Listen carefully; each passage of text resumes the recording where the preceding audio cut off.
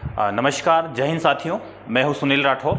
एक बार पुनः आप सभी लोगों का JLC IAS टॉप 50 के ऑनलाइन प्लेटफॉर्म पे आप सभी लोगों का फिर से मैं स्वागत करता हूं। जैसा कि दोस्तों अब आप जान ही चुके हैं कि हम विगत वर्षों के प्रश्नों का विश्लेषण कर रहे हैं, जिसके अंतर्गत हम 2 वीडियो में 50-50 प्रश्नों की चर्चा कर चुके हैं। आज पुनः हम 50 प्रश्नों को लेकर आपके समक्ष मौजूद हैं और 50 प्रश्नों की चर्चा करते हुए अंततः इनके 50 प्रश्न और बचेंगे और उसके साथ हमारा ज्योग्राफी का पोर्शन फिनिश की ओर हो जाएगा। मतलब कहने का तात्पर्य यह है कि लगभग 200 प्रश्नों का समावेश करते हुए विगत लगभग हमने 1990 से लेकर 2020, ठीक है, 2020 तक के प्रश्नों का समावेश किया है। तो उन्हीं के अंतर्गत हमने लगभग 200 प्रश्न ज्योग्राफी और वर्ल्ड ज्योग्राफी, जो कि इंडियन ज्योग्राफी और वर्ल्ड ज्योग्राफी दोनों से पिकअप किया है और उसके माध्यम से हमने प्रश्न को तैयार किया है और आपके समक्ष उसको पेश कर रहे हैं, ठीक है। और इसी के साथ हम अन्य विषयों के लेकर अन्य विषय के क्वेश्चन भी लेकर आपके समक्ष मौजूद होंगे। लेकिन पहले हम तीसरा वीडियो होगा आपका ज्योग्राफी को लेकर। इसके बाद आखिरी इसका वीडियो होगा चौथे नंबर का, जिसमें 50 प्रश्नों का हम समावेशित करेंगे, ठीक है। तो चलते दोस्तों, हम तीसरे वीडियो में कुछ प्रश्नों की चर्चा करेंगे, जिसमें पहला प्रश्न आपका होगा, भारत का दूसरा सबसे बड़ा नदी बेसिन है। विकल्प आपके सामने मौजूद है। यहां पर नदी बेसिन पूछा जा रहा है। नदी बेसिन को लेकर पिछले वर्ष कई सारे विवाद भी सामने आए थे कि कौन सा नदी बेसिन है, चंबल नदी किस बेसिन के अंतर्गत आता है। तो दोस्तों, सबसे पहले मैं आपको यहां बता देना चाहता हूं कि बेसिन आखिर होता क्या है। अब देखिएगा, MPPSC के आंसर मानता है, मैं वो यथार्थ आपको बताना चाह रहा हूं कि बेसिन वाकई होता क्या है। बेसिन एक मुख्य नदी तथा उनकी सहायक नदियों से मिलकर बना होता है, जहां मुख्य नदी समुद्र में अपना मुहाना बनाती है, ठीक है। ऐसी मुख्य नदी जो अपना मुहाना समुद्र में बनाती है, ठीक है, कहीं से भी उद्गमित हो लेकिन मुहाना समुद्र में बनाती है, और उनके साथ शामिल होने वाली सभी सहायक नदियां को उस मुख्य नदी के बेसिन के नाम से जाना जाता है। क्लियर हुआ? तो यमुना नदी बेसिन किसी प्रकार के बेसिन का नाम नहीं है, क्योंकि यमुना खुद गंगा की सहायक नदी बनती है। जब यमुना खुद गंगा की सहायक नदी बनती है, तो यमुना किसी भी प्रकार का नदी बेसिन नहीं माना जाता है, ठीक है। उसी प्रकार चंबल नदी बेसिन भी किसी प्रकार का बेसिन नहीं होता है, क्योंकि चंबल खुद यमुना नदी में जाकर मिलती है, ठीक है। तो नदी बेसिन उसी को कहा जाता है कि मुख्य नदी तथा उसकी सहायक नदी से निर्मित संपूर्ण क्षेत्र को बेसिन क्षेत्र कहा जाता है, जो मुख्य नदी अपना मुहाना समुद्र में बनाती है। क्लियर हुआ? अब देखते हैं हम, भारत का दूसरा बड़ा नदी बेसिन है Mahanadi basin, Narmada basin, Godavari basin और कावेरी बेसिन। तो इसका उत्तर हो जाएगा, दूसरा पूछा गया है तो गोदावरी बेसिन भारत का दूसरा सबसे बड़ा बेसिन है, नदी बेसिन। क्लियर है? तो फिर हम जानेंगे कि पहला नदी बेसिन कौन सा है सबसे बड़ा। तो गंगा नदी बेसिन हमारा भारत का सबसे बड़ा नदी बेसिन है, ठीक है। तो इसका आंसर हो जाएगा आपका गोदावरी नदी बेसिन। क्लियर हुआ? और आपको पता ही है कि गोदावरी नदी का उद्गम कहां से होता है। गोदावरी नदी का उद्गम आप देखेंगे महाराष्ट्र के, गोदावरी नदी बेसिन का हम उद्गम बतला रहे हैं आपको।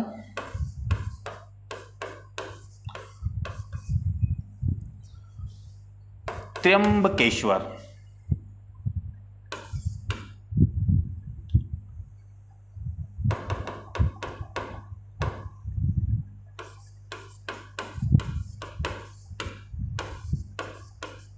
त्र्यंबकेश्वर पर्वत से इसका उद्गम होता है। ये कहां पर है आपका, एक सेकंड इसमें ध्यान रखिएगा आप।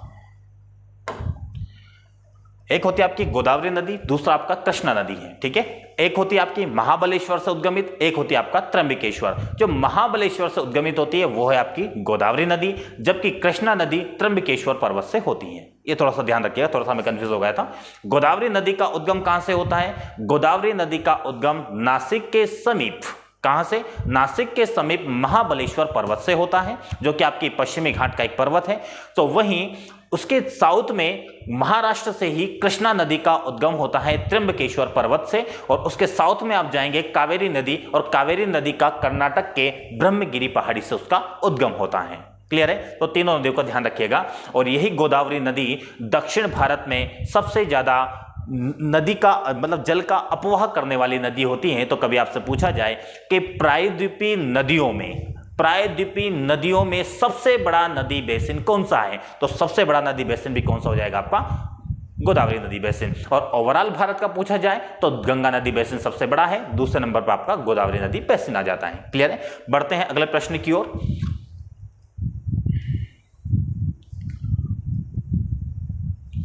पाक जल डमरू मध्य किसके मध्य स्थित है? पाक जल डमरू मध्य। ठीक है, अब विकल्प आपके सामने मौजूद है। अब यहां पर किस किस प्रकार के प्रश्न बन सकते हैं तो उसकी चर्चा मैं कर लेता हूं पहले आप विकल्प देख लीजिए। भारत पाकिस्तान, भारत बांग्लादेश, भारत मालदीव और भारत श्रीलंका। जैसे हम यहां पर एक शब्द देखते हैं पाक, तो सभी के मन में एक ही प्रश्न कौनने लगता है कि जब पाक लिखा हुआ तो एक तो पाकिस्तान हो जाना चाहिए। ठीक है, और जब पाकिस्तान आपके मन में ये प्रश्न ये बन गया, ऐसा भ्रम आपने पाल लिया कि पाक का मतलब पाकिस्तान ही होता है, तो पहली गलती आप कर बैठेंगे। तो पाकिस्तान के बीच तो है ही नहीं, एक तो हमारा भारत हो जाएगा। अब भारत चारों विकल्प में है, तो क्या हम डिफाइन यहां से एलिमिनेट कर पा रहे? तो बिल्कुल नहीं। लेकिन हम इतना जानते हैं कि पाक जलडमरू मध्य पाकिस्तान और भारत के बीच में नहीं है, तो जहां जहां पर पाकिस्तान है इसको पाकिस्तान को हटा दिया। ठीक है, ध्यान रखना पाक का मतलब यहां पाकिस्तान से नहीं है। अब देखते हैं, हम थोड़ा सा मैप बनाते हैं, मैप के माध्यम से समझते हैं आखिर इसके लोकेशन कहां पर है। जैसे आप देखेंगे ये हमारा दक्षिण भारत का एरिया है, यहां पर आपका श्रीलंका है।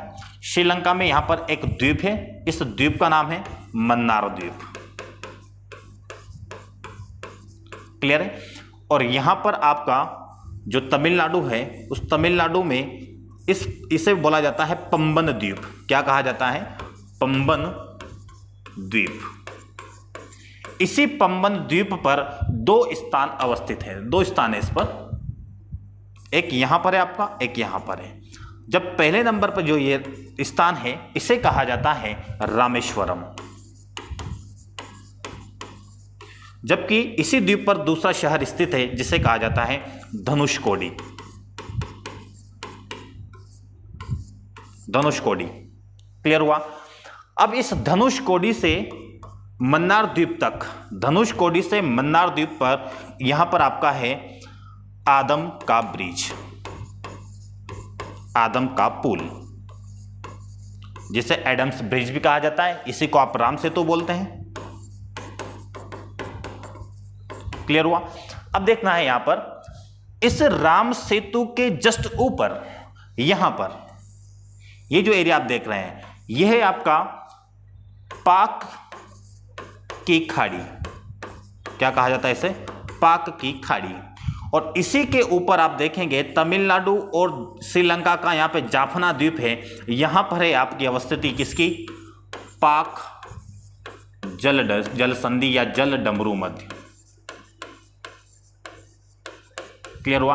तो पाक जल डमरू मध्य, पाक की खाड़ी, देन राम सेतु, और यहां पर आपका स्थित है ये वाला एरिया। पेन चेंज करके बता देता हूं, ये जो क्षेत्र है आपका, यहां पर है आपका मन्नार की खाड़ी, मन्नार की खाड़ी। अब समझ पा रहे होंगे आप, ये CAPF के एग्जाम में भी पूछा गया था। ठीक है, जो UPSC कंडक्ट करता है, सिंपल सा पूछा गया था कि इसका सीक्वेंस सजाइए। सबसे पहले पाक जल डमरू मध्य, उसके बाद पाक की खाड़ी, देन मन्नार की खाड़ी। ये तीनों सीक्वेंस में बताना था, आगे पीछे करके इसको रखा गया था, फिर वहां पर आपको कूट के माध्यम से इसको सजाना था। तो MPPSC ने तो सिर्फ कितना पूछा है कि पाक जल डमरू मध्य किसके मध्य स्थित है, तो ये आपका हो जाएगा श्रीलंका और ये हो जाएगा आपका इंडिया। तो भारत और श्रीलंका के बीच में पाक जलडमरू मध्य है। फिर आपसे पूछा जाएगा कि क्रम क्या है, तो पाक जलडमरू मध्य, उसके बाद आपकी पाक की खाड़ी, देन मन्नार की खाड़ी, और मन्नार की खाड़ी तथा पाक की खाड़ी के मध्य कौन सा पुल है? राम सेतु। क्लियर हुआ? तो थोड़ा सा ध्यान रखिएगा, आप मैप के माध्यम से थोड़ा सा क्लियर हो जाएगा। क्लियर हुआ?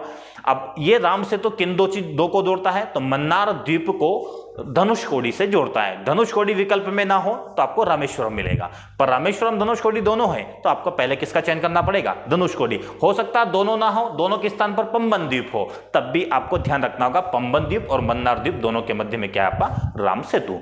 बढ़ते हैं अगले प्रश्न की ओर।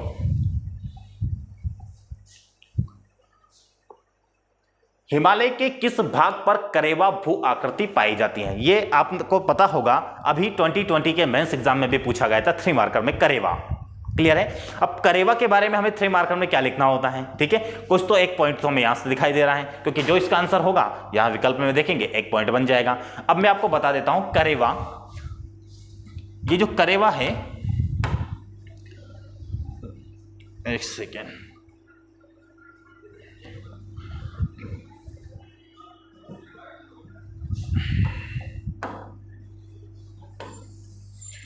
करेवा ये जम्मू कश्मीर के या कश्मीर के मैदान में, आप कह सकते हैं कश्मीर के मैदान या कश्मीर घाटी, ठीक है, कश्मीर घाटी, कश्मीर घाटी के मैदान में करेवा भू आकृति पाई जाती है, जहां पर केसर का उत्पादन होता है।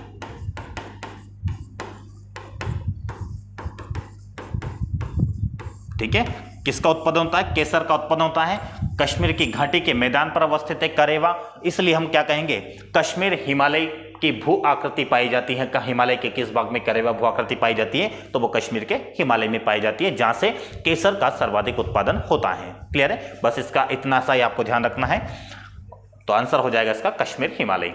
बढ़ते अगले प्रश्न की ओर, इनमें से कौन सी नवीनीकृत संसाधन नहीं है, किसका ध्यान रखना आपको, नहीं है। तो नवीकरणीय संसाधन किसे कहा जाता है, ऐसे संसाधन जिसका पुनर्चक्रण हो सकता है। नवीकरणीय संसाधन किसे कहा जाता है, जिसका पुनर्चक्रण, रिसाइकल हो सकता है, ठीक है, रीयूज हो सकता है। क्लियर है, 3R जिसे बोला जाता है, रीयूज, रिसाइकल, रिड्यूस, ठीक है। तो जिसका पुनर्चक्रण या जो समाप्त योग्य ना हो, इसका मतलब जो संसाधन असीमित हो। क्या कहा मैंने, जो संसाधन असीमित होते हैं, इसकी पर्याप्तता पृथ्वी पर पर्याप्त मात्रा में उपलब्ध होती है, कभी समाप्त नहीं हो सकते हैं, रिसाइकल हो सकते हैं, इस प्रकार के संसाधनों को कहा जाता है नवीकरणीय संसाधन। क्लियर हुआ, तो नवीकरणीय संसाधन नहीं है तो विकल्प देखना हमें जल ऊर्जा। अब ध्यान रखना है, जल कभी समाप्त नहीं होता है। क्लियर है, अब जल 2 प्रकार के संसाधन हैं। जल एक प्रकार से हम कहें तो ये नवीकरणीय संसाधन भी है, और साथ में हम कहें तो ये अनवीकरणीय संसाधन भी है। पर कैसे, अगर हम बात करें पेयजल, क्या कहा मैंने, पेयजल किस प्रकार का संसाधन है, क्योंकि पेयजल की समाप्ति हो रही है, ये समाप्ति के कगार पर है, इसलिए इसका संरक्षण किए जाने की बात की जाती है, इसलिए जल दिवस मनाया जाता है। ठीक है, तो इसका मतलब हुआ कि पेयजल कैसा संसाधन है, अनवीकरणीय संसाधन। जबकि जो समुद्री जल है, खारा जल है, जो पेय योग्य नहीं है, इस प्रकार के जल को कहा जाता है समुद्री जल, और यह होता है आपका नवीकरणीय संसाधन। क्योंकि समुद्री जल धाराओं से जो ऊर्जा की प्राप्ति होती है उसे महासागरीय ऊर्जा कहा जाता है। महासागरीय ऊर्जा में आपका ज्वारीय ऊर्जा आ जाता है, और आपका तापी महासागरीय ऊर्जा आ जाता है। साथ में आपका ज्वार भाटा के माध्यम से जो ऊर्जा की प्राप्ति होती है वो आ जाता है, तरंग ऊर्जा आ जाता है। तो जल के तरंग के माध्यम से जो ऊर्जा की उत्पत्ति होती है तो जल ऊर्जा। क्लियर है, तो जल ऊर्जा में क्या हो जाएगा आपका, ये नवीकरणीय संसाधन है, बिल्कुल है। सूर्य की ऊर्जा बिल्कुल नवीकरणीय संसाधन है। पृथ्वी की ऊर्जा का मतलब है यहां पर भूतापीय ऊर्जा। पृथ्वी के आंतरिक भागों में कई ऐसे अस्थायी तत्व मौजूद है, 82 जो परमाणु क्रमांक 8284 से ऊपर होता है, वो सभी तत्व अस्थायी होते हैं। स्थायित्व प्राप्त करने के दौर में वो ऊर्जा को विमुक्त करते हैं, इसलिए उन तत्वों को रेडियो एक्टिव तत्व कहा जाता है। और रेडियो एक्टिव तत्व के कारण भू के अंदर, पृथ्वी के अंदर से एक ऊर्जा विमुक्त होती है, जिसे भूतापीय ऊर्जा या पृथ्वी की ऊर्जा कहा जाता है। तो क्या कहेंगे, जल ऊर्जा, सूर्य की ऊर्जा, पृथ्वी की ऊर्जा, ये सभी कैसे हैं, नवीकरणीय संसाधन है। लेकिन प्रश्न पूछा गया कि नहीं है, तो उपयुक्त में से कोई भी अनवीकरणीय संसाधन, ये सभी कैसे नवीकरणीय संसाधन है। यहां पे नवीकरणीय संसाधन नहीं है तो सभी नवीकरणीय, तो क्या हो जाएगा, उपयुक्त में से कोई नहीं। तो चलते हैं अगले प्रश्न की ओर। स्टेनलेस स्टील मिश्र धातु है, स्टेनलेस स्टील मिश्र धातु है। तो ध्यान रखना है, यहाँ पे विकल्प में तो 2 कोट मौजूद है। स्टेनलेस स्टील में 4 प्रकार की मिश्र धातु होती है, मतलब 4 प्रकार की धातु से मिलकर ये मिश्र धातु बनी होती है। सबसे पहले बात करते हैं, इसमें होता है स्टेनलेस स्टील में पहला इस्पात, दूसरा होता है इसमें क्रोमियम, और तीसरा होता है इसमें निकेल, और एक और होता है इसमें कार्बन। तो इन 4 प्रकार के मिश्र धातु से बनकर तैयार होता है आपका स्टेनलेस स्टील। क्लियर हुआ। अब विकल्प आप देखिए, लोहा और तांबा बिल्कुल नहीं हो सकता है, लोहा और जस्ता यह भी नहीं हो सकता है, लोहा और क्रोमियम, देखना क्रोमियम है, यहां पर हमने क्रोमियम लिखा है, इसका मतलब एक तो क्रोमियम है और लोहा है, इसका मतलब ये विकल्प तो सही होता। अब एक और विकल्प देख लेते, लोहा और ग्रेफाइट, तो ग्रेफाइट नहीं होता इसमें, तो ग्रेफाइट नहीं होना, जस्ता का नहीं होना, तांबा का नहीं होना, इन वजह से 3 विकल्प स्किप हो जाते हैं, बस आपका एक ही विकल्प लोहा और क्रोमियम, और 2008 का यह प्रश्न है। लेकिन कभी आपसे 4 विकल्प के तौर पर अगर पूछ लिया जाए तो आपको चारों को ध्यान रखना है, इस्पात, क्रोमियम, निकेल, कार्बन। सबसे ज्यादा मात्रा में इसमें इस्पात होता है, देन उसमें क्रोमियम होता है, उसके बाद निकेल होता है, और बहुत नगण्य मात्रा में इसमें कार्बन पाया जाता है, क्योंकि इस भौतिक संसार में सभी वस्तुओं में कार्बन तो मौजूद होता ही है। ठीक है, तो ध्यान रखना है आपको, स्टेनलेस स्टील। क्लियर है। एक और होता है, आपने पीतल नाम सुना होगा, पीतल में कॉपर और जिंक की मिश्र धातु से, कॉपर और जिंक इन धातु को मिलाने से बनती आपकी पीतल। ठीक है, काफी महंगी धातु भी होती है, ये भी तांबे से महंगी होती है, काफी महंगी नहीं और तांबे से महंगी होती है। ठीक है, चलिए यहां पे क्लियर होगा, आपका आंसर हो जाएगा सी वाला विकल्प। बढ़ते अगले प्रश्न की ओर, राष्ट्रीय एटलस और थीमेटिक मानचित्र संगठन स्थित है, तो ये आपका कोलकाता में स्थित है, बस आपका फैक्चुअल ध्यान रखना है। राष्ट्रीय एटलस थीमेटिक मानचित्र, जो मानचित्र का रूपरेखा तैयार करते हैं, किस प्रकार के, जैसे घास को हरा दिखाना है, पर्वत पठार को थोड़ा पर्पल कलर में, थोड़ा एक जैसा कि गोल्डन कलर में दिखाना है, और राष्ट्रीय राजमार्ग को ब्लू कलर से दिखाना है। तो इस प्रकार का राष्ट्रीय राजमार्ग, ये भारत में जो भी शिलाकृति होती है उनका अलग अलग रंग निर्धारित करने के लिए राष्ट्रीय एटलस थीमेटिक मानचित्र संगठन की स्थापना की गई है। ये कोलकाता में इसका हेडक्वार्टर है। बढ़ते अगले प्रश्न की ओर, भारत का सबसे लंबा राजमार्ग कौन सा है? ठीक है, अब ये क्वेश्चन थोड़ा 2013 का है। अब राष्ट्रीय राजमार्गों के क्रमांक भी बदल गए हैं। ठीक है, और उसमें संशोधन कर दिया गया सभी राष्ट्रीय राजमार्ग में। जो आप देखते हैं वर्टिकल होंगे, जो पश्चिम से पूर्व, जैसे कि आप देखेंगे ये हमारा भारत है,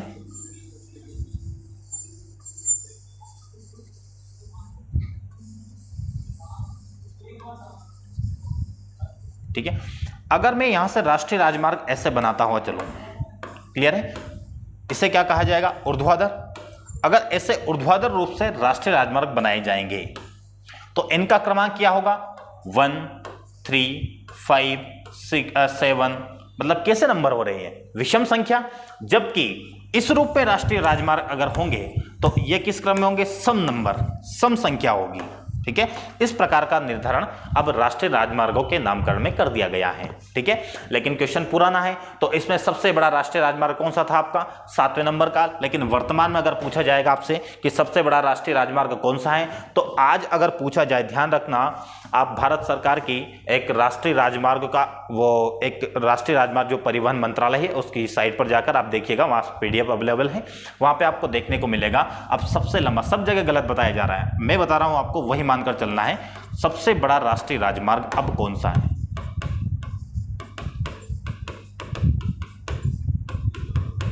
सबसे बड़ा नेशनल हाईवे अब हो जाएगा आपका 27। अब ये 27 कहां से स्टार्ट होता है? आपका गुजरात के पोरबंदर से, गुजरात के पोरबंदर से शुरू होता है। ये कहां पर? आपका गुजरात में, और ये जाता है आपके असम के सिलचर तक। ठीक है, इसी को कहा जाता है नेशनल हाईवे 27, और यही भारत का सबसे बड़ा नेशनल हाईवे है। सेकंड नंबर पर, ये तो फर्स्ट हो गया, और सेकंड नंबर पर हो जाएगा आपका नेशनल हाईवे क्रमांक 44। ठीक है, तो आपको ये ध्यान रखना है थोड़ा सा। बाकी मैं आपको एक वीडियो में हम नेशनल हाईवे की चर्चा कर लेंगे, क्योंकि यहाँ से क्वेश्चन बनते हैं, तो एक वीडियो में हम सारे नेशनल पार्क के कौन कौन से इंपॉर्टेंट है उसकी चर्चा कर लेंगे। ठीक है, लेकिन आप ध्यान रखना है 2013 में कौन सा था आपका? राष्ट्रीय राजमार्ग 7, और अब कौन सा हो गया आपका? राष्ट्रीय राजमार्ग क्रमांक 27, और दूसरा सबसे बड़ा कौन सा है आपका? राष्ट्रीय राजमार्ग क्रमांक 44। ठीक है, थोड़ा सा ध्यान रखिएगा। चलिए बढ़ते अगले प्रश्न की ओर। प्रधानमंत्री भारत जोड़ो परियोजना संबंधित है। प्रधानमंत्री भारत जोड़ो परियोजना, अब इस परियोजना के तहत जो भी शहर आर्थिक महत्व से फायदेमंद हो, या फिर आर्थिक महत्व वाले शहर हो, या पर्यटक स्थल हो, इन सभी को 4 लेन से जोड़ने के लिए क्या कहा मैंने? पर्यटक स्थल, साथ में आर्थिक महत्व वाले शहर, इनको 4 लेन के राष्ट्रीय राजमार्गों से जोड़ने के लिए भारत सरकार के द्वारा प्रधानमंत्री भारत जोड़ो परियोजना संचालित की गई थी, जिसके माध्यम से राजमार्गों का विकास किया जाना था। तो इसका आंसर हो जाएगा क्या? संचार के लिए तो बिल्कुल नहीं, सामाजिक एकीकरण के लिए नहीं, नदियों के जुड़ाव के लिए तो क्या हो गया है? राष्ट्रीय नदी जोड़ो परियोजना, रिवर लिंक प्रोजेक्ट चल रहा है, ठीक है, 2005 से ही स्टार्ट कर दिया गया था इसको, जिसमें सबसे पहले किस नदी जोड़ो परियोजना की शुरुआत की गई है? केन बेतवा लिंक परियोजना, ठीक है। तो वो पहली नदी जोड़ो परियोजना के अंतर्गत केन बेतवा लिंक परियोजना को समावेशित किया गया है, और इसी के बीच में जो एक नहर बनाई जाएगी, जहां पर आपका पन्ना राष्ट्रीय उद्यान आ रहा है, जिस पर कई विरोध भी उत्पन्न हो रहे हैं कि नेशनल पार्क का विनाश होगा, वनस्पति का विनाश होगा, जैव विविधता का विनाश होगा, ठीक है। तो इस प्रश्न का उत्तर हो जाएगा आपका प्रधानमंत्री भारत जोड़ो परियोजना का संबंध है राजमार्गों के विकास से। बाकी आप प्रीलिम्स के टेस्ट सीरीज के लिए अगर ज्वाइन करना चाहते हैं, इंग्लिश हिंदी मीडियम दोनों में है, संचालित की जा रही है मध्य प्रदेश पीएससी प्री, और इसको मैंने भी देखा है, वैसे काफ़ी अच्छे प्रश्नों का समावेशित किया गया है। और ये कोई मैं इसलिए नहीं बोल रहा हूँ कि मैं इस प्लेटफॉर्म में पढ़ा रहा हूँ, मैंने काफ़ी इसका अध्ययन किया है। 10,000 का समावेशित इस टेस्ट सीरीज के अंतर्गत गुरुजी के द्वारा किया गया है। तो इस प्लेटफॉर्म में जो टेस्ट सीरीज उपलब्ध है, इसका काफ़ी महत्ता काफ़ी अधिक लगी है मुझे। तो आपको, अगर आप इच्छुक हैं, तो जीएलसी आईएएस एमपीपीएससी के एप्लीकेशन पर जाकर आप इस चीज़ को एक्सेस कर सकते हैं। चलिए बढ़ते अगले प्रश्न की ओर। भारत में पहली रेल लाइन किन स्थानों के बीच बनी थी? तो ये तो पता है आपको, 1853 में पहली रेल लाइन बिछाई गई थी। कहां से कहां के बीच में? आपका मुंबई से थाने के बीच में चली थी, ठीक है। मुंबई से थाने के बीच में 1853 में सबसे पहले रेल लाइन बिछाई गई थी, डलहौजी के शासनकाल में। आपको पता ही है, लॉर्ड डलहौजी के शासनकाल में ही मुंबई से थाने के बीच में 1853 में 16 अप्रैल की डेट भी अगर याद रखें आप, 16 अप्रैल, ठीक है, 16 अप्रैल 1853 को मुंबई से थाने के बीच में पहली रेल चालू की गई थी, ठीक है। और लॉर्ड डलहौजी उस समय में अपने गवर्नर जनरल थे। बढ़ते अगले प्रश्न की ओर। दक्षिण पूर्वी रेलवे का मुख्यालय कहां है? ठीक है, चलिए दक्षिण पूर्वी रेलवे का मुख्यालय, आपको थोड़ा सा मैं एक मैप बना देता हूं, उसके माध्यम से आप ऐसा रेलवे जोन का मैप बनाकर याद करना, ठीक है। मैं आपको थोड़ा सा एक हिंट दे रहा हूं, ठीक है। सारे रेलवे जोन में आपको यहां पे नहीं बता रहा हूं, बस आपको मैं हिंट दे रहा हूं, और हिंट के माध्यम से आप किसी भी बुकलेट में से निकाल कर उसको देखना है कि कौन सा मुख्यालय कहां पर है। जैसे कि मैंने बनाया एक मैप, कैसे, ये हमारा भारत, ये 4 दिशा है, ठीक है। ये कौन सा है? नॉर्थ, ये ईस्ट, ये आपका साउथ, ये हो जाएगा आपका वेस्ट, क्लियर है। ये हो जाएगा आपका सेंटर, केंद्रीय। फिर इन दोनों के मध्य, पूर्व और उत्तर के मध्य, तो क्या बोलेंगे इसे? उत्तर north east railway zone, north east railway zone बोलेंगे। उत्तर, ये कौन सा हो जाएगा? उत्तर पूर्व रेलवे जोन का मुख्यालय। इसे क्या बोलेंगे? उत्तर पश्चिम रेलवे जोन का मुख्यालय। यहां पर किस बिंदु क्या बोलेंगे?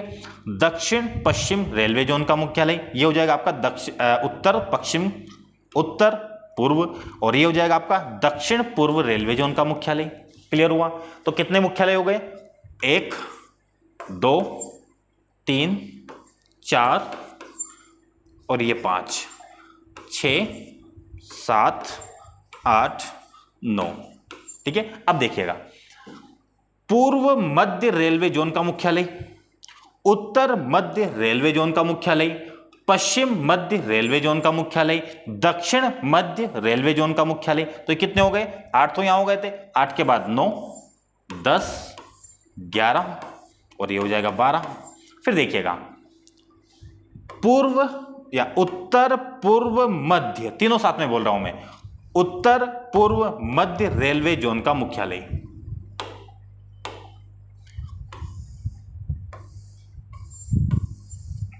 समझ पा रहे हैं आप?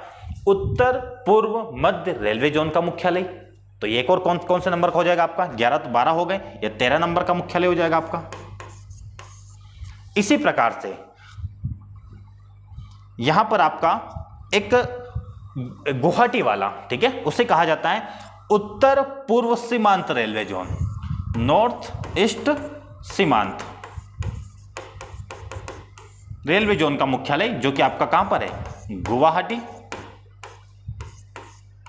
ठीक है, असम के गुवाहाटी में है। तो ये कितने हो गए आपके, कौन सा, ये 14 नंबर का।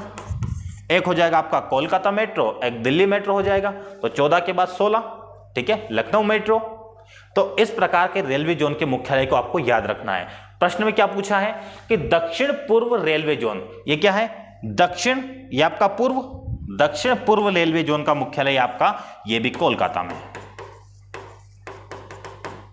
ये भी आपका पूर्व वाला भी कोलकाता में, पश्चिम वाला आपका मुंबई में, मध्य वाला आपका कहां पर हो जाएगा, मुंबई में। लेकिन पश्चिम मध्य रेलवे जोन का मुख्यालय आपका कहां आ जाएगा, जबलपुर में, ठीक है। उत्तर का आपका दिल्ली में, दक्षिण का आपका कहां पे हो जाएगा, चेन्नई में, और दक्षिण मध्य का कहां हो जाएगा आपका, कहां पर हो जाएगा, सिकंदरा में, ठीक है।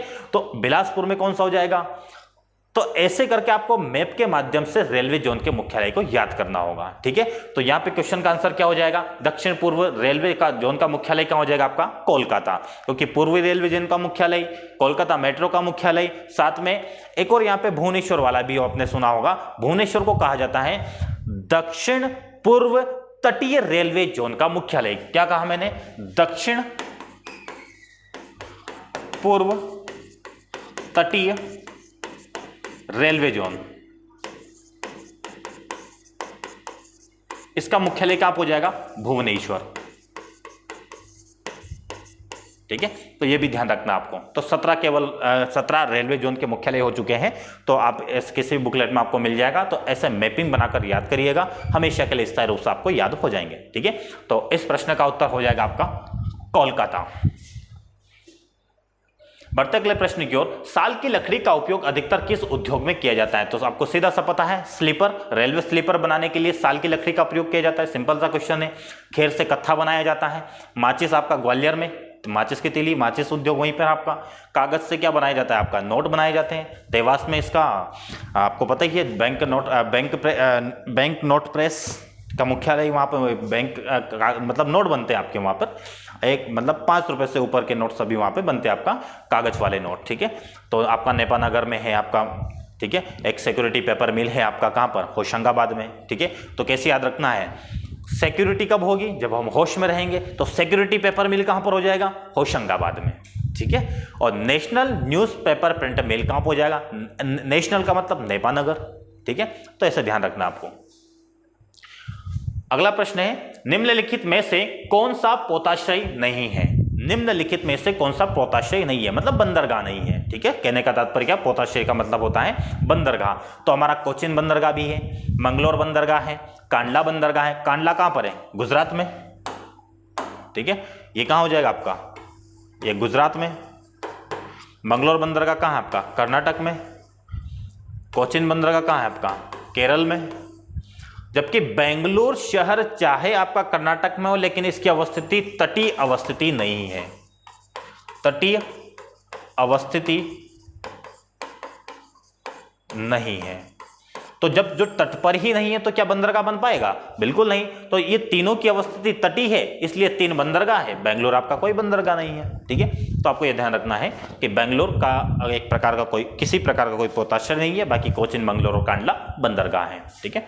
बढ़ते अगले प्रश्न की ओर, निम्नलिखित में से किस राज्य में सबरीमाला स्थित है। अब सबरीमाला मंदिर आप सभी लोग जानते ही होंगे, महिलाओं के प्रवेश को लेकर काफी विवाद की स्थिति उत्पन्न हुई थी। तो उसी से संबंधित 2015 में प्रश्न पूछा गया था कि सबरीमाला स्थित कहां पर है। तो आप बता दीजिएगा, केरल में यह स्थित है, ठीक है, सबरीमाला स्थित है। निम्नलिखित में कौन सा देश उर्वरक उत्पादन तथा उपभोक्ता के रूप में तीसरे स्थान पर है। कौन सी पोजीशन पूछी गई है, 3rd पोजीशन, ठीक है। तो ध्यान रखना आपको, यही मेंशन करना है। तो फिर अगर 3rd पोजीशन पूछी गई है तो पहले हम यहां पे चर्चा कर लेते हैं कि 1st पोजीशन पर कौन है। यूएसए आपका किस पोजीशन पर है, 2nd पोजीशन। चाइना आपका किस पोजीशन, सॉरी अपना यूएसए है आपका 1st पोजीशन पर, चाइना आपका 2nd पोजीशन पर, और इंडिया हो जाएगा आपका 3rd पोजीशन। क्लियर है। तो पहला नंबर यूएसए का, भारत का 3रा नंबर, चाइना का 2nd नंबर। तो इसका आंसर हो जाएगा आपका भारत, जो कि 3rd पोजीशन है उर्वरक उत्पादन और उपभोक्ता के रूप में। सुमेलित करना है। अब यहां पर सुमेलित में बीच में डैश है, मैं आपको यहां डैश लगा देते हैं, ठीक है। क्या रामेश्वरम तमिलनाडु में है? तो अभी थोड़ी देर पहले ही चर्चा की थी हमने, पंबन द्वीप पर रामेश्वरम है। पंबन द्वीप किसका हिस्सा है? तमिलनाडु का। ये स्टेटमेंट बिल्कुल सही है। द्वारिका गुजरात, द्वारिका पता ही होगा आपको, द्वारका गुजरात में स्थित है। सारनाथ कहाँ पर? आपका उत्तर प्रदेश में। सारनाथ का अशोक स्तंभ आपको पता है, भारत का चिन्ह है, राष्ट्र चिन्ह। महाकाल मंदिर कहाँ पर है? मध्य प्रदेश में, उज्जैन में है, ये आपको पता ही है। ज्योतिर्लिंग, जो 12 ज्योतिर्लिंग में से एक ज्योतिर्लिंग है यहाँ पर, ठीक है। तो ये चारों सुमेलित हैं। और ध्यान रखना है, क्वेश्चन ऐसा नहीं था, ये मैंने व्यवस्थित कर दिया है इसे कि इसको सुमेलित करके आपके सामने पेश कर दिया गया है, तो ऐसा आपको ध्यान रखना है। तो ये सभी क्या हो जाएंगे? आपके सुमेलित हैं, ठीक है। ये सभी सुमेलित हैं, ये यहाँ पे ऐसा नहीं है, ये सभी सुमेलित है आपके, ठीक है। ये आंसर ऐसा नहीं कि इसका डी आंसर सही है, ये सभी सुमेलित है। ये भी है आपका सुमेलित, ये भी सुमेलित है और ये भी सुमेलित है, ठीक है। चलिए बढ़ते अगले प्रश्न की ओर। और सेम इसी प्रकार से ये प्रश्न भी है, जो मैंने इसका मैच द कॉलम किया है, ये सब मैच करके ही मैंने आपके सामने पेश किया है। ऐशबाग स्टेडियम आपका भोपाल में है। ब्रेबर्न स्टेडियम आपका मुंबई में है। ग्रीन पार्क कानपुर में है। एडन गार्डन आपका कोलकाता में है। तो चारों विकल्प भी सुमेलित हैं, तो इसका आंसर भी क्या हो जाएगा? सभी विकल्प सुमेलित हैं, ठीक है। बढ़ते अगले प्रश्न की ओर। प्रकाश वर्ष इकाई है, ठीक है, प्रकाश वर्ष इकाई है। अब देखिएगा, प्रकाश वर्ष किसे कहा जाता है? प्रकाश वर्ष पहले क्या होता है, फिर इकाई की हम चर्चा करेंगे। प्रकाश वर्ष ये होता है कि 1 ईयर में सूर्य के प्रकाश के द्वारा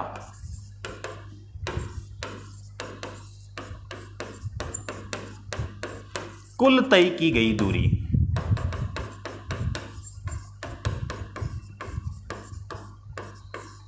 प्रकाश वर्ष कहलाती है।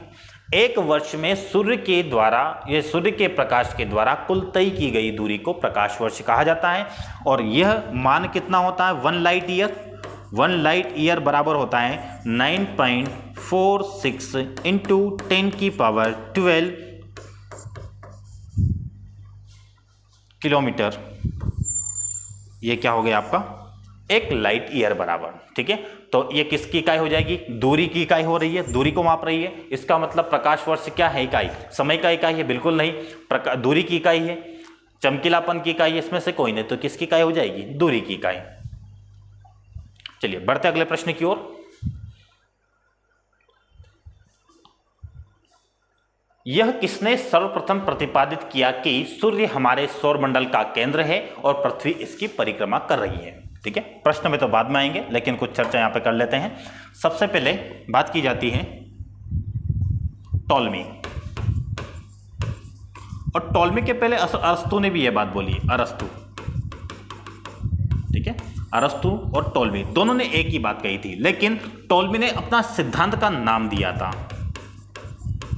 बात दोनों ने एक ही कही है, सिर्फ टॉलमी ने सिद्धांत का नाम दिया था, उसे कहा था उन्होंने जियोसेंट्रिक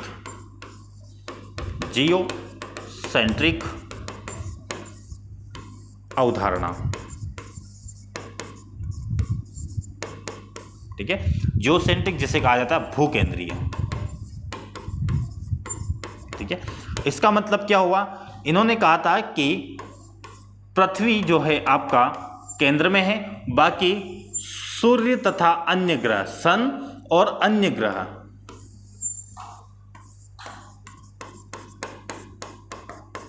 पृथ्वी के चारों ओर चक्कर लगा रहे हैं। यह बात अरस्तु ने भी यही कही थी, टॉलमी ने भी यही बात कहा। 140 ईस्वी में कहा था इन्होंने अपनी बात को, 140 ईस्वी में, ठीक है। और अपनी बात को कहा तो क्या कहा इन्होंने कि पृथ्वी केंद्र में स्थित है, सूर्य तथा अन्य ग्रह इसके चारों ओर चक्कर लगा रहे हैं, तो उन्होंने अपने सिद्धांत को नाम दे दिया कि पृथ्वी केंद्र में, तो भूकेंद्रीय अवधारणा या जियोसेंट्रिक अवधारणा। इसके बाद 1453 ईस्वी में कौन आते हैं? कोपरनिकस। और कोपरनिकस आते हैं। इन कोपरनिकस ने टॉलमी की अवधारणा को खारिज करते हुए कहा कि नहीं, ऐसा नहीं है कि सूर्य केंद्र में स्थित है, जबकि पृथ्वी तथा अन्य ग्रह, पृथ्वी प्लस अन्य ग्रह सूर्य के चारों ओर चक्कर लगा रहे हैं। क्या कहा कोपरनिकस ने 1453 ईस्वी में? कि सूर्य केंद्र में स्थित है, पृथ्वी तथा अन्य ग्रह इसके चारों ओर चक्कर लगा रहे हैं। किसने कहा? ये कोपरनिकस ने। इसलिए कोपरनिकस ने अपने सिद्धांत का नाम दिया हेलियोसेंट्रिक अवधारणा।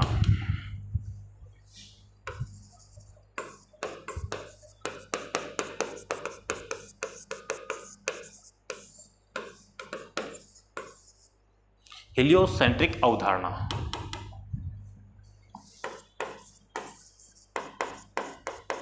ठीक है, हेलियोसेंट्रिक का मतलब होता है सूर्य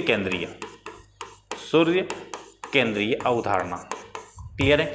तो ध्यान रखिएगा, एक हेलियोसेंट्रिक और जियोसेंट्रिक दिया टॉल्मी ने, हेलियोसेंट्रिक दिया है आपका कोपरनिकस ने।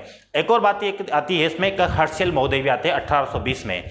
1820 में हर्शेल महोदय कहते हैं कि जो सूर्य है, चंद्रमा है और ये पृथ्वी जो है, ये सभी आकाशगंगा के ही भाग हैं। तो ध्यान रखना कभी ऐसा स्टेटमेंट आ जाए कि ऐसा किसने कहा था कि सूर्य, पृथ्वी और चंद्रमा सभी आकाशगंगा के ही पार्ट है, ये हर्शेल महोदय ने कहा है 1820 ईस्वी में।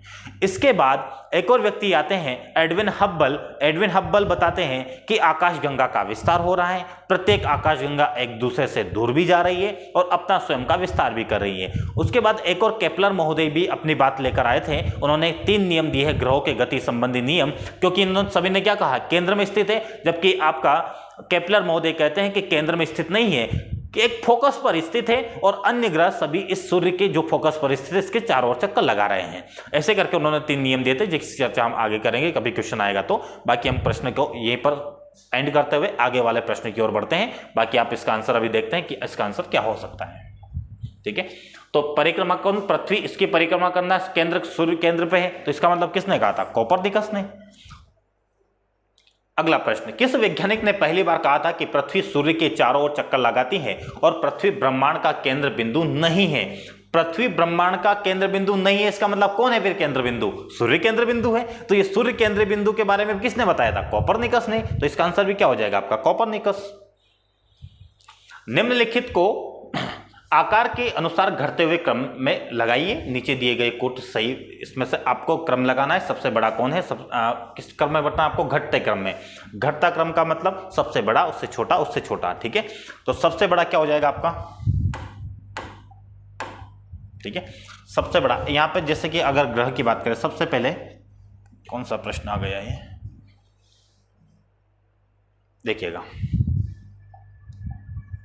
सबसे बड़ा आपका बृहस्पति 1 नंबर, दूसरे नंबर पर आपका शनि, तीसरे नंबर पर आपका वरुण और चौथे नंबर पर आपका हो जाएगा पृथ्वी।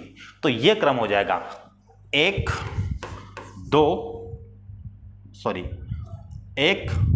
3 4 और 2।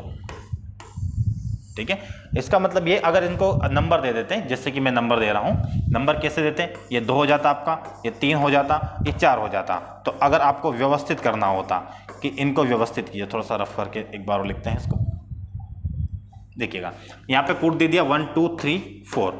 अब इन कोड को व्यवस्थित कीजिए। सबसे बड़ा कौन सा है, बृहस्पति 1 नंबर, उसके बाद कौन सा है आपका शनि, तो शनि में कौन सा हो जाएगा 4 नंबर, उसके बाद वरुण 2 नंबर, देन आपका हो जाएगा 3 नंबर। तो यह कोट आपका सही हो जाएगा। ठीक है, इस प्रकार के प्रश्न अब एमपीपीएससी पूछने लगा है, तो आपको ध्यान रखना 2008 का यह प्रश्न है।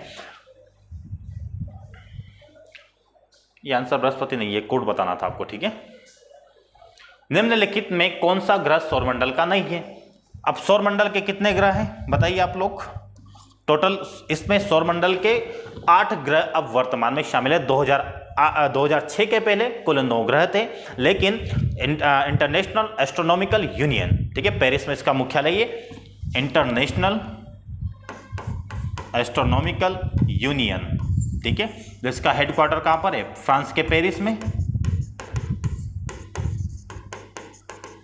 इन्होंने ग्रहों की परिभाषा निर्धारित की थी 2006 में। तो इन्होंने कहा था कि ग्रह उसे नहीं कहा जाता है जो दूसरों की कक्षा को ओवरलैप करता है। ठीक है, दूसरों की कक्षा को यदि ओवरलैप करता है तो उसे ग्रह की श्रेणी में नहीं रखा जाएगा।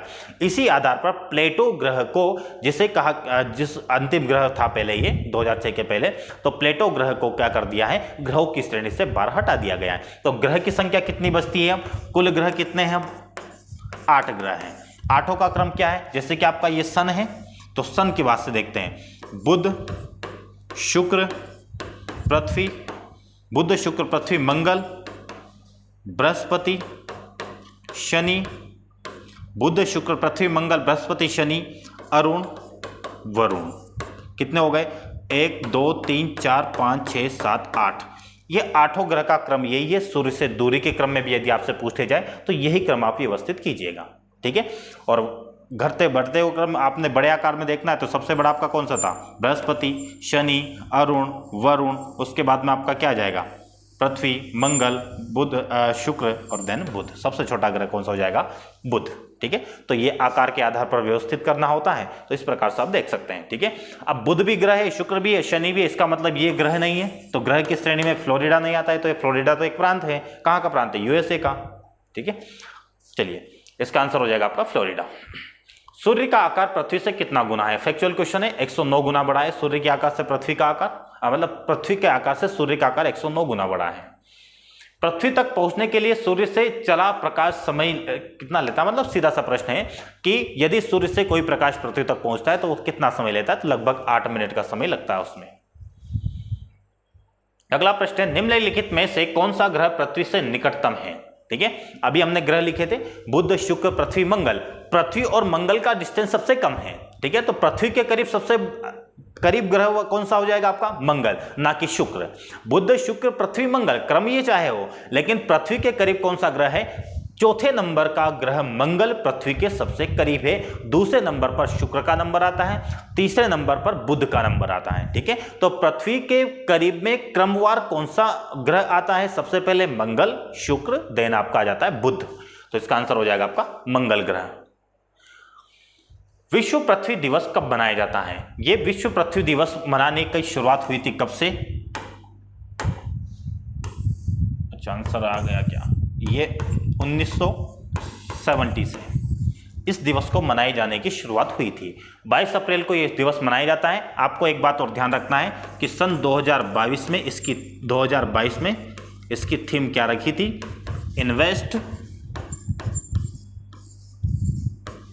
इन्वेस्ट फॉर अर्थ, ठीक है। इन्वेस्ट फॉर अर्थ मतलब पृथ्वी के लिए निवेश करिए, ठीक है। इसकी थीम ये रखी गई है 2022 के लिए, कभी पूछ लिया जाए आपसे तो ध्यान रखिएगा आप, ठीक है। और 1970 से इस दिवस को मनाए जाने की शुरुआत हुई थी। और पृथ्वी दिवस क्यों मनाया जाता है, पर्यावरण के संरक्षण के लिए, ठीक है। चलिए अगला प्रश्न है, इंटरनेशनल एस्ट्रोनॉमिकल यूनियन है ये, ठीक है। टाइपिंग मिस्टेक हो रहा है, ये आपका क्या है, यूनियन, अभी चर्चा किए थे। कहाँ है मुख्यालय इसका, फ्रांस के पेरिस में। तो इंटरनेशनल एस्ट्रोनॉमिकल यूनियन द्वारा वर्ष 2006 में दी गई एक नई परिभाषा के अनुसार निम्नलिखित में से कौन सा ग्रह नहीं है। तो हम समझ चुके हैं, इसकी चर्चा हम कर चुके हैं, ज्यादा समय यहाँ पे व्यय नहीं करेंगे। प्लेटो ग्रह है जो कि दूसरे की कक्षा को वरुण ग्रह की कक्षा को ओवरलैप कर रहा था, इस वजह से प्लेटो ग्रह को बोने ग्रह की श्रेणी में रख दिया गया है, ठीक है। तो प्लेटो ग्रह कैसा हो गया, बोना ग्रह हो गया है, क्योंकि पहले ये ग्रह की श्रेणी में था, दूसरी कक्षा को ओवरलैप करने के कारण एस्ट्रोनॉमिकल जो इंटरनेशनल एस्ट्रोनॉमिकल यूनियन है उन्होंने इसे ग्रह की श्रेणी से बाहर कर दिया गया है। डेट अगर याद रखना है तो 15-16 अगस्त 2006 को इसको ग्रह की श्रेणी से बाहर कर दिया गया था, ठीक है।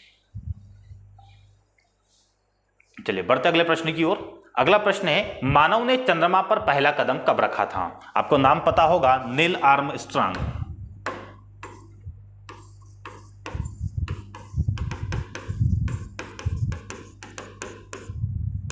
ठीक है। नील आर्मस्ट्रांग के द्वारा 20 जुलाई 1969 को नील आर्मस्ट्रांग ने सर्वप्रथम चंद्रमा पर अपना पहला कदम रखा था। तो ध्यान रखना आपको, इसका आंसर क्या हो जाएगा आपका, नील आर्मस्ट्रांग। और इन्होंने जिस क्षेत्र में अपना पहला कदम रखा था उसका नाम भी इसी एक ही साथ 1995 में प्रश्न पूछा गया है। और अगला ही प्रश्न देखेंगे आप, इसका आंसर हो जाएगा। अगला प्रश्न देखिएगा, सी ऑफ ट्रंक्विलिटी, ट्रंक्विलिटी इसका मतलब होता है शांति का क्षेत्र,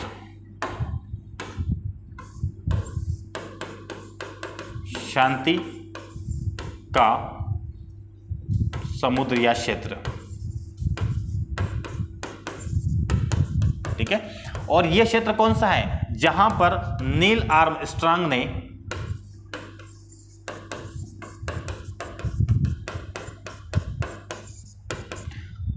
अपना पहला कदम रखा था। यह एक प्रकार की समतल भूमि है। कैसी भूमि है, समतल भूमि। और यह समतल भूमि कहां पर है, चंद्रमा पर, ठीक है। चंद्रमा पर समतल भूमि है। नील आर्मस्ट्रांग ने यहाँ पर सबसे पहले अपना कदम रखा था। इसे शांति का समुद्र या शांति का क्षेत्र कहा जाता है, और कहाँ पर आपका चंद्रमा पर, तो इसीलिए प्रश्न पूछा गया है। बढ़ते अगले प्रश्न की ओर। हेल-बोप किसका नाम है? एक तो आपने सुना होगा हेली का धूमकेतु, ठीक है, पुच्छल तारा होता है। धूमकेतु क्या होता है कि हमारे जो ब्रह्मांड है या फिर आकाशगंगा या सौरमंडल के बाहर या उसके अंदर कहीं भी अनियमित कक्षा में या अनियमित रूप में जब गति करता है कोई पिंड, या जब कोई खगोलीय पिंड अनियमित रूप से गति करता है, तो उस अनियमित गति करने वाले पिंड को क्या कहा जाएगा? धूमकेतु। जब यही धूमकेतु सूर्य के वायुमंडल में प्रवेश करता है तो सूर्य के तापमान से जलकर इसमें विपरीत दिशा में पूंछ जैसी संरचना बन जाती है, तो इसी धूमकेतु को पुच्छल तारा कह दिया जाता है, जिसके 3 भाग होते हैं, मुख्य भाग, नाभि भाग और पूंछ वाला भाग, ठीक है। जिसके शीर्ष वाला भाग उसका मुख्य भाग, उसका शीर्ष भाग होता है, एक उसका नाभि वाला भाग होता है जो केंद्रीय भाग होता है, और पीछे वाला भाग होता है जिसमें जो राख होती है, धुआं होता है, उससे बना होता है आपका पूंछ वाला भाग, जो कि सूर्य की विपरीत दिशा में होता है। यही होता है आपका पुच्छल तारा, जो कि हेली का धूमकेतु प्रत्येक 76 वर्ष के अंतराल में दिखाई देता है। इसी प्रकार एक हेल-बोप भी क्या है? आपका धूमकेतु है, जो कि सूर्य के करीब ये दिखाई दिया था, तो इसलिए हेल-बोप किसका नाम हो जाएगा? एक प्रकार का पुच्छल तारा। या धूमकेतु नहीं लिखा है तो हम क्या कहेंगे? एक प्रकार का ये पुच्छल तारा है, ठीक है। बढ़ते अगले प्रश्न की ओर। अगला प्रश्न होगा आपका, यदि 2 स्थान की स्थिति में 90 डिग्री देशांतर का अंतर है, तब दोनों स्थानों के बीच का समय अंतराल क्या होगा? क्लियर है? अब इसको समझने के लिए एक बात समझना पड़ेगा, जैसे कि ये आपका एक वृत्त है, और ये वृत्त कितने डिग्री का होता है? 360 डिग्री का होता है। और पृथ्वी हमारा एक चक्कर कितने समय में पूरा कर लेती है? लगभग 24 घंटे में। 24 घंटे में एक चक्कर पूरा कर लेती है। तो 24 घंटे में कितना एंगल घूम रही है? 24 आवर में पृथ्वी कितना एंगल घूम जा रही है? 360 डिग्री। इसका मतलब 12 घंटे में कितना घूम जाएगी? 360 का आधा कर दीजिए, 180। 6 घंटे में कितना घूम जाएगी? 90 डिग्री। ठीक है। प्रश्न क्या था कि यदि 2 स्थानों में 90 डिग्री देशांतर का अंतर है, तो 90 डिग्री देशांतर का अंतर है तो समय का अंतर कितना हो जाएगा? 6 घंटे का। तो साधारण आंसर हो जाएगा इसमें 6 घंटे। ऐसे करना है आपको, ठीक है। बढ़ते अगले प्रश्न की ओर। भूमध्य रेखा निम्नलिखित में से किन देशों से होकर नहीं गुजरती है? अब ये आपका वर्क होगा, ठीक है। मैं कुछ देशों के नाम, अगर आप कहें तो कुछ देशों के नाम बतला देता हूं कि भूमध्य रेखा से या कर्क रेखा से या मकर रेखा से कौन कौन से देश होकर गुजरते हैं, ठीक है। अब यहां पर प्रश्न पूछा गया आपसे कि भूमध्य रेखा निम्नलिखित में से किस देश से होकर नहीं गुजरती है। तो हम ये देख लेते हैं कि भूमध्य रेखा से कौन कौन से देश, भूमध्य रेखा से पर कौन कौन से देश अवस्थित हैं, ठीक है। अब भूमध्य रेखा पर जब देश की बात आती है तो सबसे पहले कौन सा देश अवस्थित है? हम चलना शुरू करते हैं कहां से। सबसे पहले आपका देश आ जाएगा भूमध्य रेखा पर इक्वाडोर। पहले पे इक्वाडोर आ जाता है, फिर आ जाता है आपका कोलंबिया। कोलंबिया के बाद आपका ब्राजील आ जाता है। ब्राजील के बाद आप देखेंगे आपका गैबोन आ जाता है। गैबोन के बाद में कांगो प्रजातांत्रिक गणराज्य आ जाता है। अब देखना, आपको यहाँ पे जो नाम मैं बोल दूंगा उसको स्किप करना है आपको, ठीक है। उसके बाद में केन्या भी अवस्थित है भूमध्य रेखा पर। इसका मतलब नहीं होकर जाता है तो केन्या तो हट जाएगा, ठीक है। दूसरा, इंडोनेशिया से भी होकर गुजरती है आपकी भूमध्य रेखा, ब्राजील से भी होकर गुजरती है। तो देखिएगा, केन्या भी बोल दिया हमने, इंडोनेशिया भी आ गया, ब्राजील भी आ गया। इसका मतलब ये मैक्सिको से होकर नहीं गुजरती है। तो फिर मैक्सिको से कौन सी रेखा होकर गुजरती है? मैक्सिको से कौन सी रेखा होकर गुजरती है? तो हम देखेंगे कि मैक्सिको, जो कि उत्तरी अमेरिका का एक देश है, यूएसए के दक्षिण में अवस्थित है, यहाँ पर आपकी कर्क रेखा होकर गुजरती है। और यहाँ से आपकी भूमध्य रेखा होकर गुजरती है।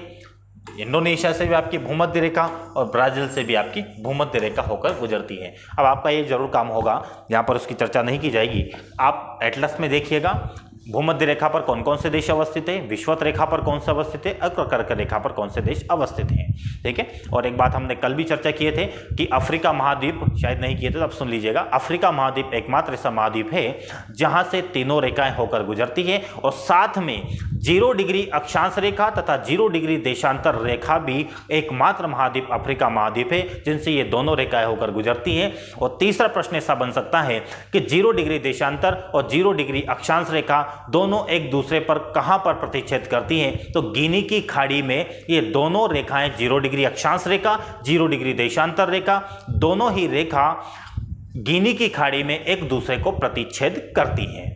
क्लियर हुआ? तो ये थोड़ा सा ध्यान रखिएगा आप लोग। बढ़ते अगले प्रश्न की ओर।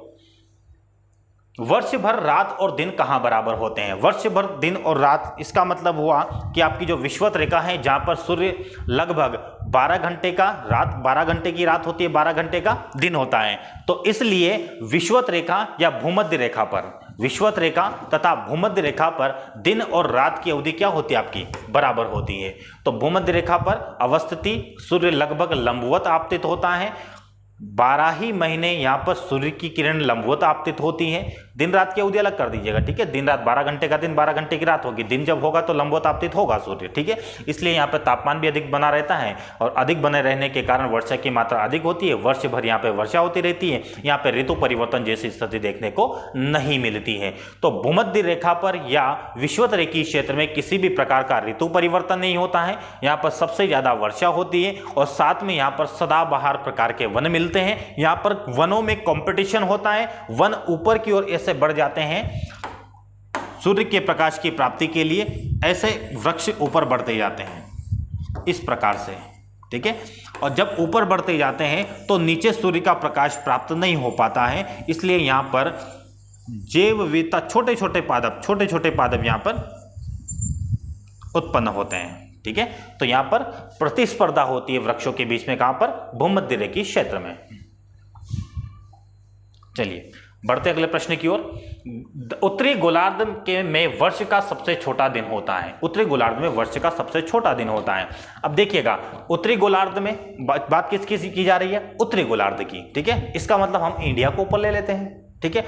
हमारे यहाँ सबसे बड़ा दिन कब होता है? 21 जून को। अब 21 जून से 6 महीने का अंतराल कर दीजिए, जैसे कि ये है आपका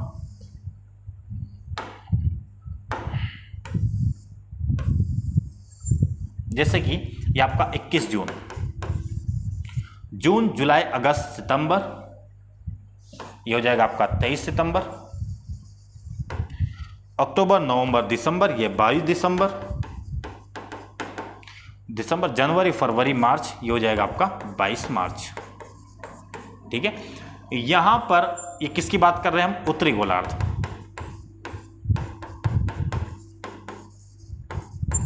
ठीक है। उत्तरी गोलार्ध में 21 जून को सूर्य की किरणें कर्क रेखा पर लंबवत आपतित होती हैं, तो यहां पे क्या होंगे? दिन बड़े, ठीक है। दिन कहां पे? 21 जून को दिन बड़े हो रहे हैं। अब यहां पर सितंबर की बात की जाए, क्वेश्चन क्या था? सबसे छोटे दिन, क्या लिखा हुआ है? सबसे छोटे दिन, इसका ध्यान रखना है। 22 दिसंबर को सूर्य की किरण मकर रेखा पर लंबवत आपतित होती है। इसका मतलब सूर्य की किरण कहां पर? अधिकतम विस्थापन दक्षिणी गोलार्ध में हो गया। इसका मतलब हमारे यहां पर रात क्या हो जाएगी? रात बड़ी,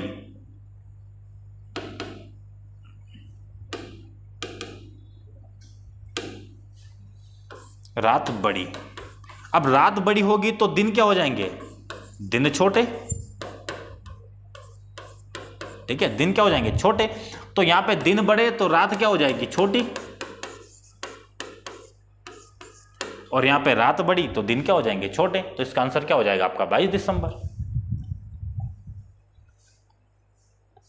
चलिए अगला प्रश्न है आपका, महान हिम युग का संबंध किससे है? महान हिम युग का संबंध प्लेस्टोसीन युग से है। किससे है? आपका प्लेस्टोसीन, ठीक है। तो ये ध्यान रखना आपका। हेलोसीन ये भूगर्भिक समय मापक्रम है। तो एक टेबल हम इसके आपके सामने लेकर आ जाएंगे, लगभग 15-20 मिनट का वीडियो रहेगा, तो कभी होगा तो भूगर्भिक समय मापक्रम को लेकर एक टेबल बना दी जाएगी। तो महान हिम युग का संबंध किससे? आपका प्लेस्टोसीन युग से।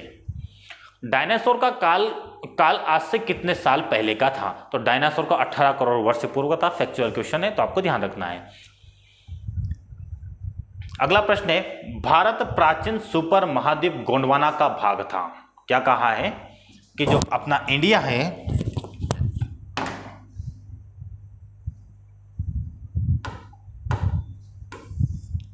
भारत किसका भाग है? गोंडवाना का भाग, ठीक है। इसमें वर्तमान समय में निम्न भूभाग शामिल था।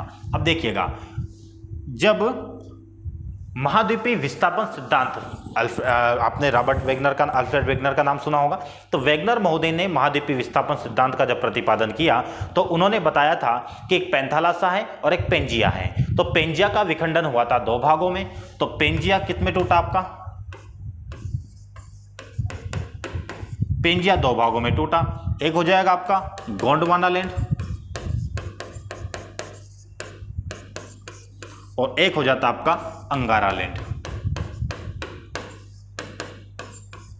जिसे लोरेशिया भी कहा जाता है। ठीक है, गोंडवाना लैंड में कौन कौन शामिल था? जो दक्षिणी गोलार्ध में स्थित है अक्सर, जैसे कि आपका हो जाएगा दक्षिण अमेरिका, अफ्रीका, प्रायद्वीपीय भारत,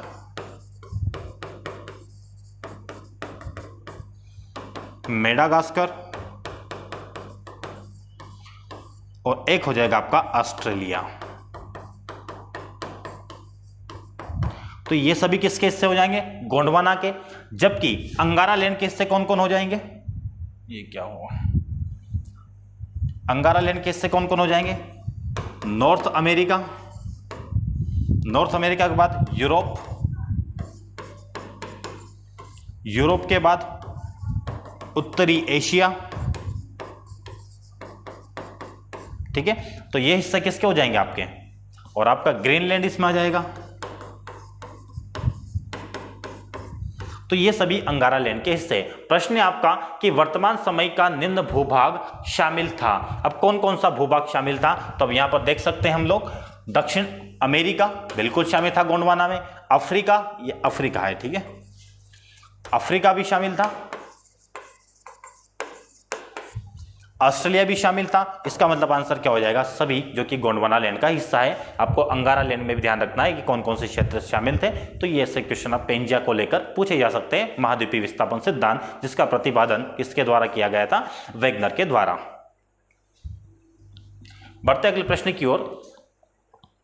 अगला प्रश्न होगा कि बलुआ पत्थर एक परतदार चट्टान है क्योंकि यह जली नीचे पृथ्वी के आंतरिक भागों में जल की सतह के नीचे पाई जाती है, इसलिए बलुआ पत्थर एक प्रकार की कैसी चट्टान है? परतदार चट्टान है। तो पानी के नीचे बनती है, इसलिए इसे क्या कहा जाता है? परतदार चट्टान। स्ट्रम्बोली, ये स्ट्रम्बोली ऐसे लिखा जाता है।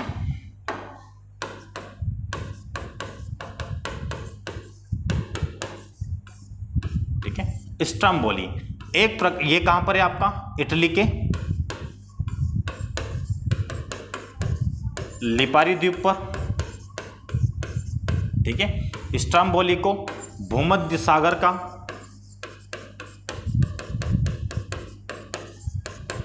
प्रकाश स्तंभ कहा जाता है। ठीक है, भूमध्य सागर का प्रकाश स्तंभ कहा जाता है। क्यों? क्योंकि यहां से लगातार लावा का मैग्मा के रूप में उद्गार होता है।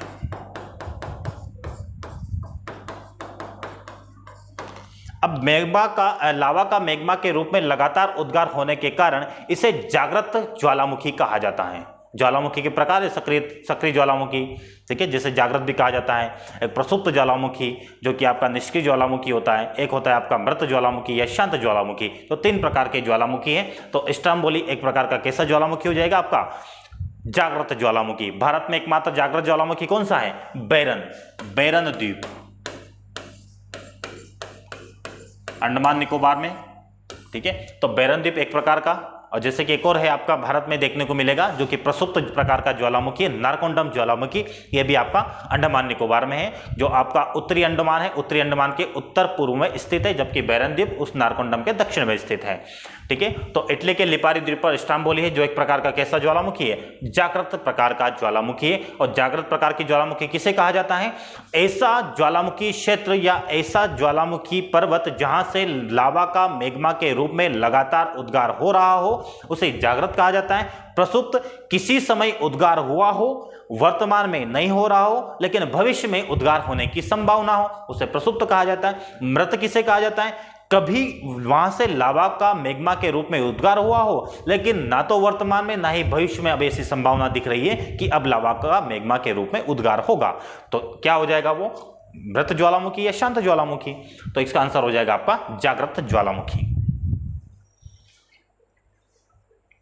चलिए, एंडीज पर्वत श्रेणी निम्नलिखित में से किस महाद्वीप में स्थित है? एंडीज पर्वतमाला आप देखेंगे कि यह आपका दक्षिण अमेरिका में है या उत्तर अमेरिका में है। तो उत्तर अमेरिका में आपका रॉकीज पर्वत है, जबकि दक्षिण अमेरिका में आपका एंडीज पर्वत है। ठीक है, ये एंडीज पर्वत आपका दक्षिण अमेरिका में है। अब इस एंडीज पर्वत श्रेणी की सबसे ऊंची चोटी कौन सी है? कहां चले गए? एंडीज पर्वत की सबसे ऊंची चोटी माउंट एकांकागुआ। माउंट एकांकागुआ एंडीज पर्वत श्रेणी की सबसे ऊंची चोटी है और कहां पर स्थित है? चिली प्लस अर्जेंटीना, अर्जेंटीना की सीमा पर। ठीक है, चिली तथा अर्जेंटीना की सीमा पर माउंट एकांकागुआ एक पर्वत शिखर अवस्थित है जो एंडीज पर्वत श्रेणी का सर्वोच्च शिखर है। ठीक है, और यह दक्षिण अमेरिका में स्थित है। जबकि उत्तर अमेरिका में कौन सा पर्वत है आपका? रॉकी पर्वत।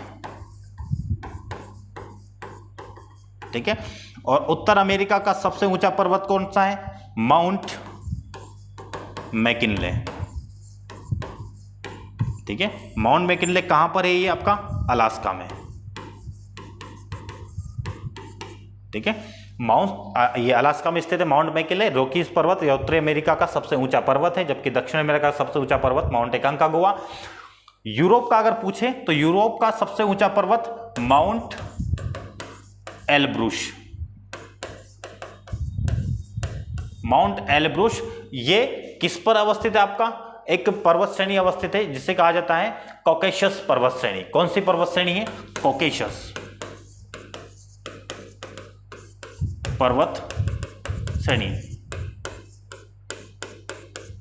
जो आपका अजरबैजान, जॉर्जिया, आर्मेनिया, अजरबैजान, इसके उत्तर वाला जो यूरोप वाला क्षेत्र है, जो रूस का वाला क्षेत्र है, रूस जो यूरोप में आता है, उसी में आपका कॉकेशस पर्वत श्रेणी स्थित है। उसी की सबसे ऊंची चोटी आपका कौन सा है? Mount Elbrus. ठीक है, और ऑस्ट्रेलिया की सबसे ऊंची चोटी माउंट कोस्कू इसको, सही से दिख रहा होगा, माउंट कोस्कू इसको। ठीक है, ये सबसे ऊंची चोटी कहां की हो जाएगी? आपकी ऑस्ट्रेलिया की। क्लियर है? तो ऐसे आप सातों महाद्वीप की सबसे ऊंची चोटी याद कर सकते हैं। बाकी मैंने आपको यहाँ पे डिटेल में बता दिया है। तो एंडीज पर्वत श्रेणी किसका? आपका दक्षिण अमेरिका में विस्तारित है। अब संसार का सबसे बड़ा मरुस्थल कौन सा है? तो स्पष्ट है कि सहारा मरुस्थल सबसे बड़ा मरुस्थल है। ठीक है, और सहारा मरुस्थल अफ्रीका महाद्वीप के उत्तरी अफ्रीका महाद्वीप में स्थित है। ठीक है, तो ये ध्यान रखना आपको, सहारा मरुस्थल सबसे बड़ा मरुस्थल है। इनमें से कौन सा देश भारत के साथ सबसे लंबी स्थलीय सीमा बनाता है? ठीक है, सबसे लंबी स्थलीय सीमा। अब ये अच्छा प्रश्न है एक, देखिएगा, बांग्लादेश की सीमा भारत के साथ सबसे लंबी सीमा साझा होती है और ये कितनी होती है? 4096.7 किलोमीटर। और सबसे कम किसकी सीमा लगती है? तो ये होती है आपकी अफगानिस्तान। कितनी होती है? 106 किलोमीटर। तो सबसे कम सीमा 106 किलोमीटर अफगानिस्तान के साथ भारत की सीमा साझा होती है, जबकि बांग्लादेश के साथ 4096.7 किलोमीटर सीमा साझा होती है। इसलिए भारत के साथ सबसे लंबी सीमा साझा करने वाला देश कौन सा हो जाएगा? आपका बांग्लादेश। दूसरे नंबर पर आता है आपका, सेकंड नंबर पर चीन, थर्ड नंबर पर आपका पाकिस्तान, फोर्थ नंबर पर आपका नेपाल। ठीक है, फिर आ जाता है आपका म्यांमार। ठीक है, फिर आपका भूटान आ जाता है। ठीक है, भूटान के बाद में आखिरी में आपका अफगानिस्तान। तो हमारे कितने पड़ोसी देश हो गए?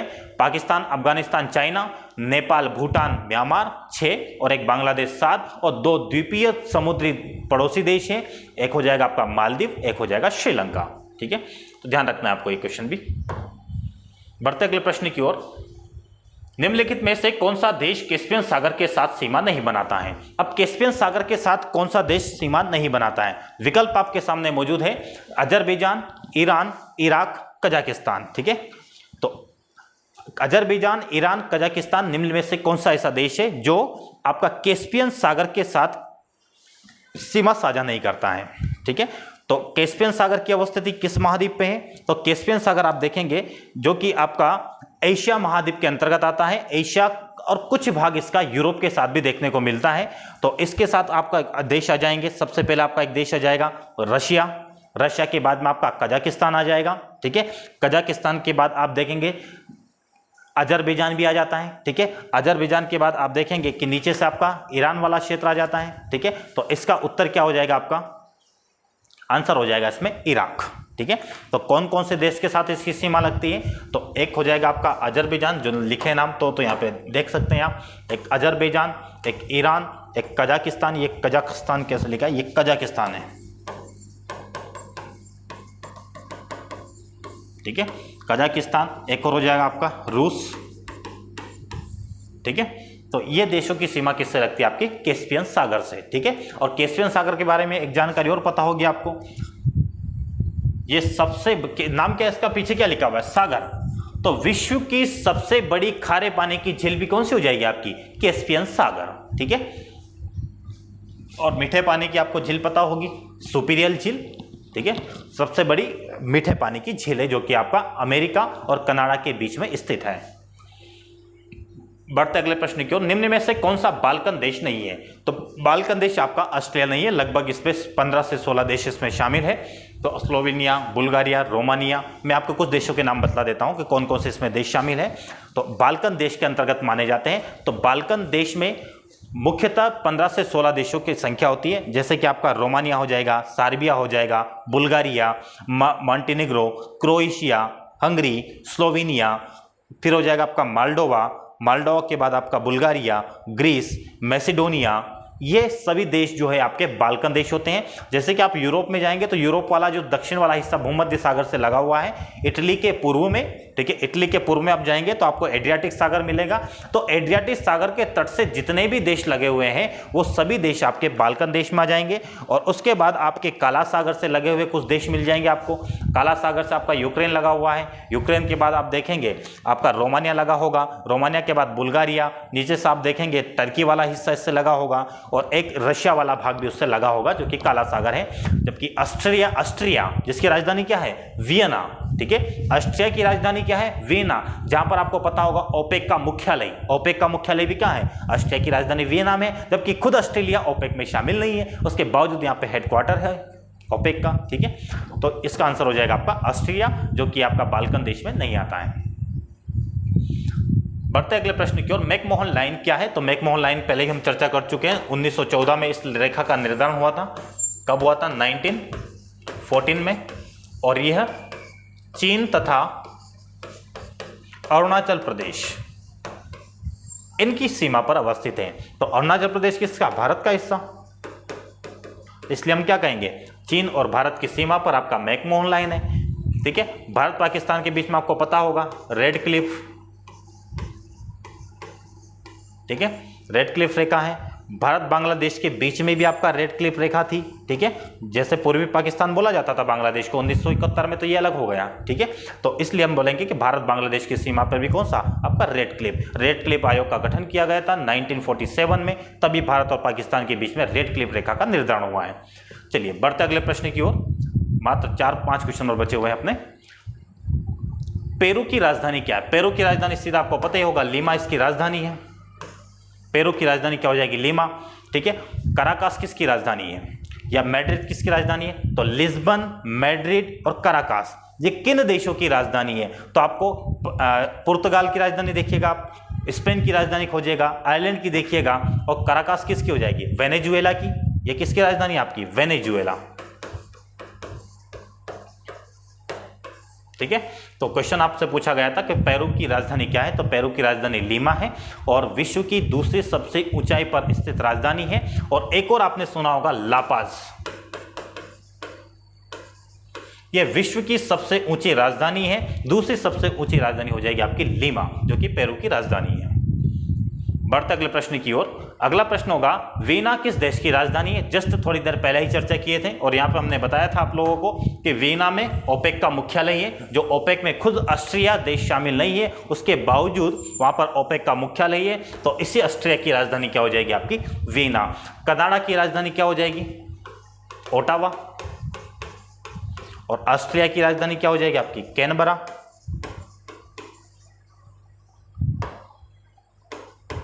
ठीक है, तो ये आप देख सकते हैं। ठीक है, बढ़ते अगले प्रश्न की ओर।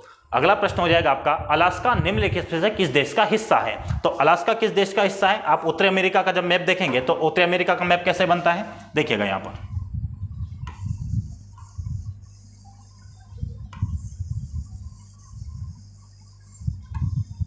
ये आपका नॉर्थ अमेरिका है। नॉर्थ अमेरिका में सबसे पहले आपका ये कनाडा, ये हो जाएगा आपका यूएसए, ये हो जाएगा आपका कनाडा। और ये वाला जो भाग है आप ये जो देख रहे हैं, इसी को कहा जाता है अलास्का।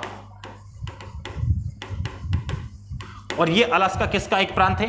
यूएसए का एक प्रांत है। इसके बाद देखेंगे आप यहां पर मैक्सिको है। मैक्सिको के बाद में आप यहां पर 7 देशों का क्रम देखेंगे। सबसे नीचे आपको मिलेगा पनामा। पनामा के ऊपर जाएंगे आपको कोस्टा रिका मिलेगा। कोस्टा रिका के ऊपर जाएंगे तो आपको मिलेगा यहां पे निकारागुआ। ठीक है, फिर और ऊपर जाएंगे आपको इधर मिलेगा एल साल्वाडोर। ठीक है, फिर और ऊपर जाएंगे आपको मिल जाएगा इधर बेलीज मिलेगा। बेलीज के नीचे देखेंगे आपको होंडुरास मिलेगा। ठीक है, और बेलीज के आप पश्चिम में देखेंगे तो यहां पे मिलेगा आपको ग्वाटेमाला। तो ये देश है आपके जिसे लैटिन अमेरिका देश बोला जाता है। नीचे के 7 देश का आप देखेंगे, इसके ऊपर मैक्सिको, यूएसए, कनाडा है। और कनाडा के नीचे जो यूएसए अवस्थित है उसके 50 प्रांतों में से एक प्रांत हो जाएगा आपका अलास्का। ठीक है, तो अलास्का निम्नलिखित में किस देश का हिस्सा हो जाएगा? यूएसए, संयुक्त राज्य अमेरिका। ठीक है, चलिए बढ़ते अगले प्रश्न की ओर। डरबन नगर कहां पर स्थित है? आपको पता ही होगा, फिनिक्स आश्रम और डरबन आश्रम महात्मा गांधी के द्वारा स्थापित किया गया था जब वहां पर सत्याग्रह का एक प्रयोगशाला के रूप में प्रयोग किया था दक्षिण अफ्रीका में जाकर। तो डरबन कहां पर हो जाएगा आपका? अफ्रीका में। सेकंड एंड लास्ट क्वेश्चन आप लोगों का, सूर्योदय का देश के नाम से कौन सा देश प्रसिद्ध है? तो जहां पर सबसे पहले सूर्योदय होता है जापान में, तो जापान के देश को ही कहा जाता है सूर्योदय का देश। तो इसका आंसर हो जाएगा आपका जापान। लास्ट क्वेश्चन, निम्नलिखित में से कौन सा शहर नहरों का शहर या नहरों के शहर के नाम से जाना जाता है? तो नहरों के शहर के नाम से आपका वेनिस जाना जाता है। इटली में अवस्थित है ये। वेनिस को ही नहरों के शहर के रूप में जाना जाता है। और 1000 नहरों वाला देश हो जाता है आपका, कौन सा हो जाता है? फिनलैंड, जहाँ पे कई सारे 1000 नहरें हैं, मतलब 1000 जिलों वाला देश, 1000 जिलों वाला देश आपका हो जाता है फिनलैंड। जबकि 1000 नहरों वाला देश हो जाता है आपका पाकिस्तान। ठीक है, आपने सफ़ेद हाथी का नाम सुना होगा, सफ़ेद हाथी वाला देश थाईलैंड हो जाता है। ठीक है, तो ऐसे कुछ नाम है जो संज्ञा दी गई है किसी देशों को, तो वो भी आपको कर लेना चाहिए। विविध के अंतर्गत इसको रखा जाता है। तो देख लेना आपको नहरों का शहर किसे कहा जाता है? वेनिस को कहा जाता है। चलिए, बाकी आपको ये वाली चीज़ PDF फॉर्मेट आपको उपलब्ध करना है तो ये GLC IAS MPPSC प्लेटफॉर्म पर आपको उपलब्ध हो जाएगा। चलिए, आज के लिए इतना ही। धन्यवाद। जय हिंद,